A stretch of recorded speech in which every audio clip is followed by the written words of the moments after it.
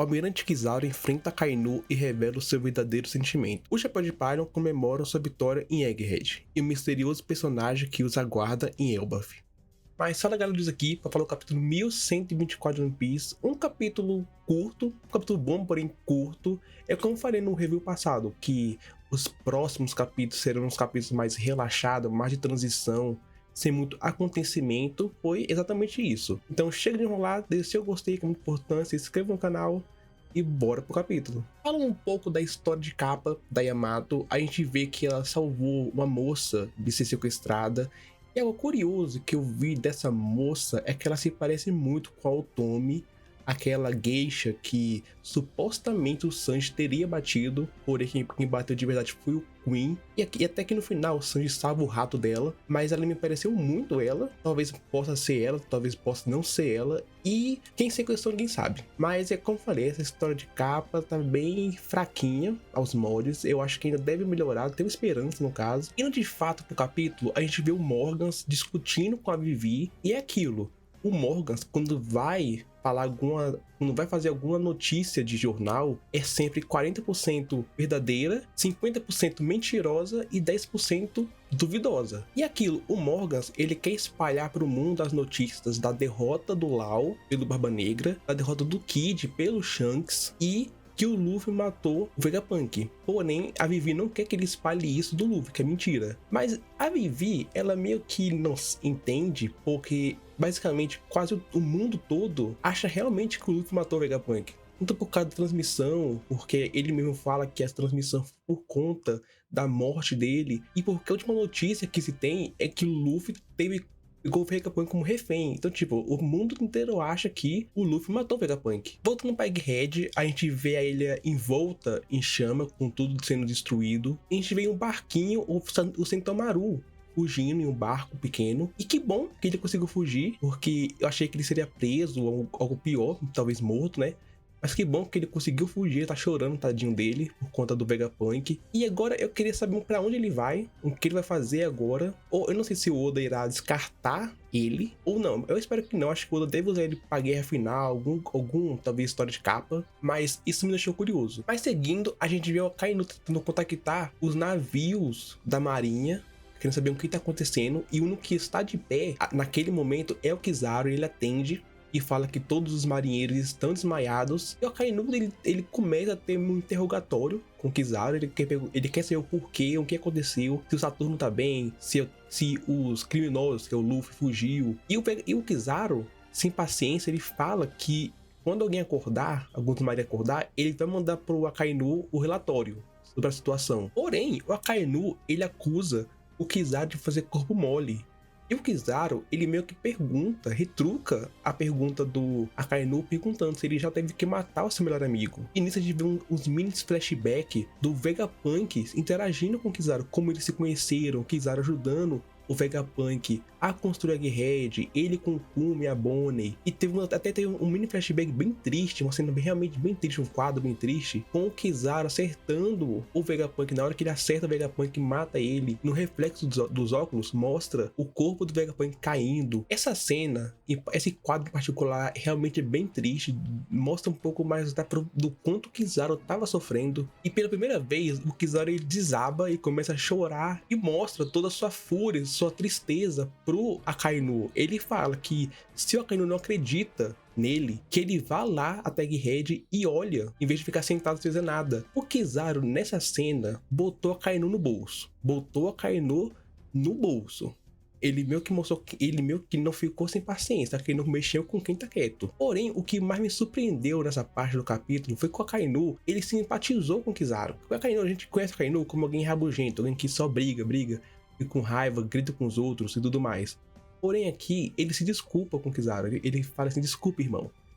O Kizaru, né, ele fala assim, não, é tarde demais pra isso. Ele realmente vê que vacilou o Akainu. E eu acho legal essa parte do Akainu, ele meio que se desculpando com o Kizaru, porque o Oda, ele nunca deixou explícito que o Kizaru é um super amigo do Akainu. Nunca falou, nunca teve nenhuma interação entre os dois. Porém, em capas, ou então no próprio mangá, ele sempre mostra os dois juntos. Teve aquela capa que mostra o Kizaru junto com a Akainu, quando o Akainu tá cuidando das seus bonsai. Tem no mangá também que quando a Akainu sempre aparece em tela, o Kizaru tá do lado dele, dando dica, dando conselho. Então mostra que eles são juntos, que eles são unidos, são amigos. O Kizaru e o Akainu, isso é muito bom de ver. E o Oda, eu sei que em questão de luta, ele não consegue muito bem mostrar todo o potencial dos almirantes, o que faz parecer que eles são fracos, mas não são, óbvio. Porém, em questão de relacionamento, em questão de personagem, ele trabalha muito melhor os almirantes do que os Yonkous. Sem zoeira, pra mim o Oda trabalhou muito melhor o Kizaru do que o Kaido.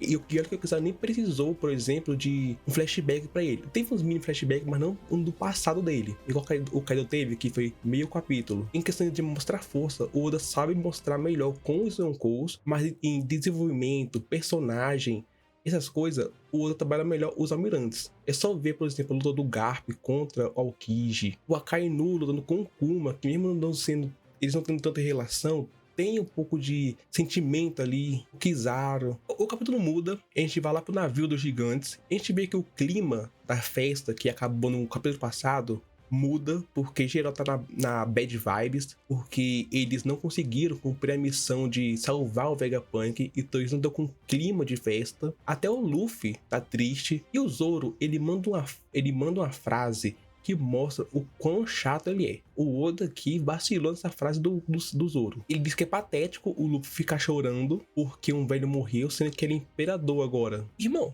Zoro, vem aqui. Quem é tu, Zoro, pra falar alguma coisa? Tu fez nada o arco todo, Zoro. Tu ficou... Enquanto tava lá Luffy, Sanji, Frank, lutando contra o Almirante, até o trio medroso tava lutando contra o Gorosei, Almirante, tudo mais.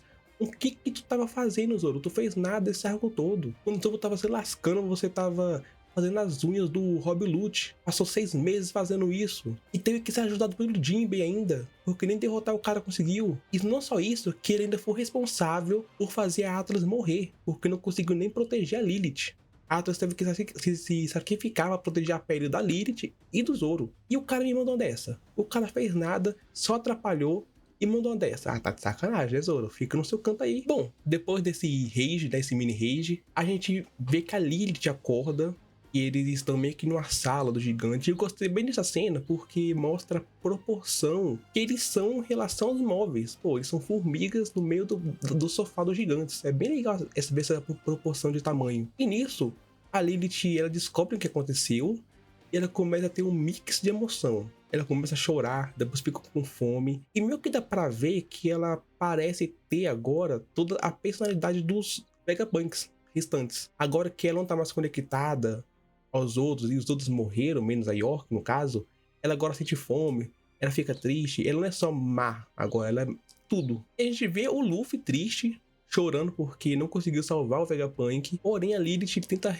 confortar eles, falando que eles salvaram sim o Vegapunk, que é ela. Então, salvando um, é a mesma coisa salvar todos. Então, todos estariam vivos, para assim dizer. Porque, como eu falei antes, ela meio que pegou a personalidade dos outros, ao que parece. Luffy, então, depois de escutar isso, fica todo feliz. Começa a preparar todo mundo pra festa. Chama os gigantes. A Robin também fica feliz de ir pra Elbaf porque vai encontrar o Sal. E eu realmente quero ver o reencontro dela com o Sal. E nisso, os gigantes perguntam ao Luffy sobre a mensagem do Vegapunk, porque o Vegapunk falou que quem encontrar One Piece irá guiar o mundo. Então eles perguntam pro Luffy quem irá ser o rei dos piratas. E é aquilo, né? Ele manda a frase icônica dele, o bordão dele. Ele fala que não importa quem tem que enfrentar, ele será o rei dos piratas. E no quadro final, a gente vê o Sunny junto com os navios dos gigantes indo à Ilha dos Gigantes Elbaf, onde uma figura misteriosa os aguardam. Assim, acabando o capítulo. Bom, sobre o capítulo, foi um bom capítulo. Como falei, foi curto, teve só 13 páginas, mas foi bom. A melhor parte pra mim foi a do Kizaru, mostrando toda a relação dele com o Vegapunk, com o Kuma, com a Bonnie. Isso reforça pela 20ª vez que ele não tava lutando com tudo contra o Luffy, que ele tava abalado, que ele não tava no seu 100%. Então, tipo, o Kizaru tem muito a mostrar ainda. Não sabemos o que vai ser dele. A partir disso, ele vai sair da marinha. Eu acho que não. Acho que ele não irá sair da marinha, mas ele vai ter uma visão diferente da justiça da marinha. A parte da Lilith, eu achei legal. E também a parte do bando, meio que se sentindo culpado por não salvar o Vegapunk, eu achei legal. Eles sentiram peso. Porém, eu achei a finalização muito rápida. Porque ela falou, não, galera, tudo bem, vocês cumpriram a missão. E já ficou feliz de novo. Tipo, foi muito rápido pra mim, mas beleza, ok. A parte, em questão da figura misteriosa que foi vista no final do capítulo, esperando eles, é bem difícil distinguir quem será. Porque não dá pra ver muito bem quem é o personagem. Ali porque é a silhueta. Mas o formato é meio difícil ver também. Porque a pessoa que tá lá sentada parece estar usando um chapéu de guarda-chuva, pique de Wano. Então lembra um pouco aquele personagem que estava com o Crocus, que conversando na história de capa. Porém, aquele personagem é quase óbvio que é o Chique, Leão Dourado. Então não sei se o Oda iria introduzir ele na obra agora. Não sei se o Oda introduzir o Chique agora na obra. Então não pode ser outro personagem. Eu pensei no Uruji, mas o Uruji é muito diferente do que aquilo. Então é mínima chance de ser o Uruji. O Loki também eu acho que não é o príncipe do gigante, né? O Loki. Então pra mim deve ser um personagem novo. Eu só chutar um alto. Eu chutar alguém aqui, eu chutaria o Gaban, o Scope Gaban. Vai que ele encontrou o Shanks, né? Mas eu acho que é o Scope Gaban. Pode ser. Porque ele falta aparecer ele, né? Pô, o cara era o outro braço do Roger, então tem que aparecer ele. Mas agora é esperar pra ver. Mas e vocês? O que acharam do capítulo 1124 de One Piece? Gostaram? Comenta aqui embaixo. Infelizmente, semana que vem não teremos capítulos. Porém, para que vocês não fiquem sem One Piece, eu irei soltar o vídeo sobre os 5 pontos positivos e negativos de Egghead. Calma que eu não esqueci desse vídeo, vai sair esse vídeo. Mas o vídeo vai ficando por aqui. Não esqueça se eu gostei, que é muito importante. Se inscreva no canal. Assim você mostra pra mim que tá gostando do conteúdo, tá gostando do canal em si. E mostra que vocês querem ver mais disso. Também ative o sininho para não perder os próximos vídeos. Obrigado e até a próxima.